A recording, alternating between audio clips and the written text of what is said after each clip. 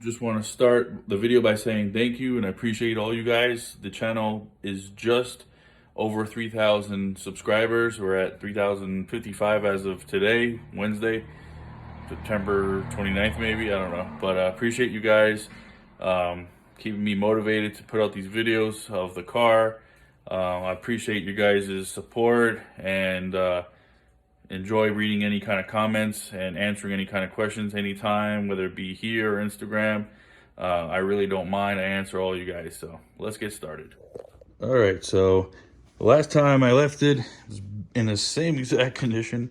I felt like pictures did not do it justice because I don't know, everything's off and everything's out of place. All the covers are off, so it's super ugly. So today's mission, or goal for that matter, is to fix these connectors that I showed last time. You see how the center connector is here but not there. That's because it popped out, so I have new connectors for that, new spark plugs. I'll show you the part number for that. I got to do this crossover little tube that goes in between the valve covers, put the covers back on, and then I'd like to start on the actual catch can setup is why we put these. Hopefully I can wrap this one back and around. The catch can's gonna go somewhere over here. This one, kind of the same thing here and there. I'm missing the intake piece for the turbo because one of the catch can hoses is gonna go from that intake to the catch can. So until I get that, I can't do that portion of it, but I can definitely start to do these two. And I don't know, that's pretty much it. So let's get started. So for my setup, for about 10-12 psi, these spark plugs will work perfect for the 1JZ as well as the 2JZ, probably several other setups, but this is what I'll be running. A common issue on these coil packs for 1JZ is cracks. I do have some, but they're more of the mounting area crack. We're looking more for a crack on like this portion here that's going to affect our spark.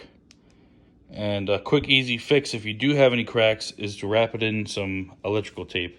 Luckily for me, I inspected all of them and this is the only kind of crack it has, but that shouldn't affect anything. All right, so I got super lucky. So the ones that broke, I was able to just depin. I pulled them out. Then I just took the brand new ones and I depinned this. There was still two that were still intact, so I just left two. I'm sure they'll be fine. So I just depinned these and just slid them over the old ones. So no cutting, no soldering, no nothing. Super easy.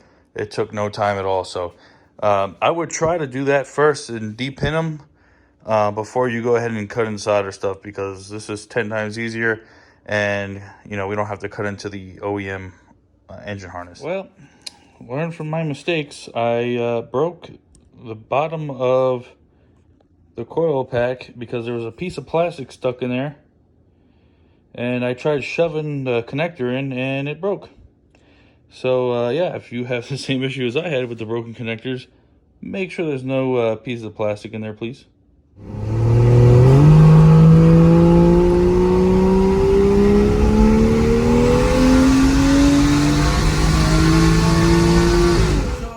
I drove it, as you seen in the previous video or clip, whatever, and what I didn't show was the awesome aftermath of what took place. So let me explain. All right, so I drove it and I lost brakes, and that's because I think it melted or heated up the brake line, so it melted the clips that hold this. You see this piece of plastic here hanging down. Great. Then we had a coolant leak from that plug. I tightened that up. I had a coolant leak from the thermostat. I tried to tighten up, but no luck on that. My guess is I might just have to replace that seal. But good news out of all that BS, it did not break up. I did not misfire.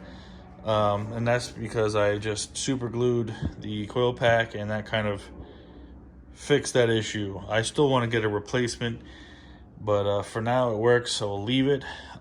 Next, I want to start doing the catch can routing. So we had the radium fittings. I just need to figure out which way to route the hoses. But before I do all that, I think I should figure out about the catch can setup, which I believe will be somewhere in this area I want to put it. So let me just kind of go through it, figure out where I can mount it, and after that I'll start getting everything set up. I have catch can mounted. It didn't quite go exactly the way I thought. I thought I could put it sideways against here. I actually have it mounted to the master cylinder bolt. I closed the hood, it seems to clear. You know, when I close it, I don't have any issues. So now I need to figure out the routing, because these two sides need to join into one eventually. I have that fitting on the way. It's like a Y. I'll show it once I get it. I might have to get a new fitting for the top here, or for both really, so I can get it to do this kind of angle, because before it was just going to be straight, it was going to be easy, but I just might need two 90s. But this is all I can figure out once I get some lines going in that direction. Things are actually coming along quite well for once. So I put this bulkhead in for the AN10 to a 45. Just had the hose, it naturally wanted to turn this way, so I made sure I keep it that way, and just ordered two 90s.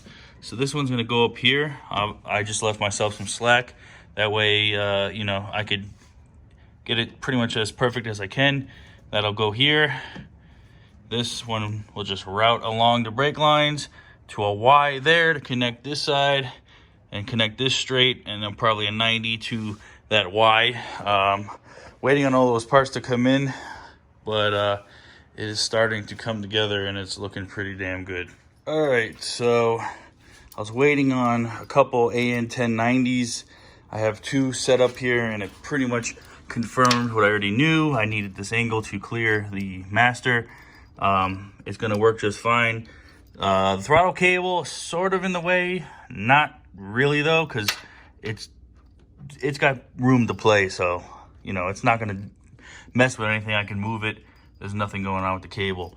So I'm gonna use two 90s here. The top one goes to the intake to create a vacuum. The bottom will go for both of these off the valve cover. And what I'm gonna do is a straight AN10 to a 90 here, and then I have a Y fitting that I need to put on.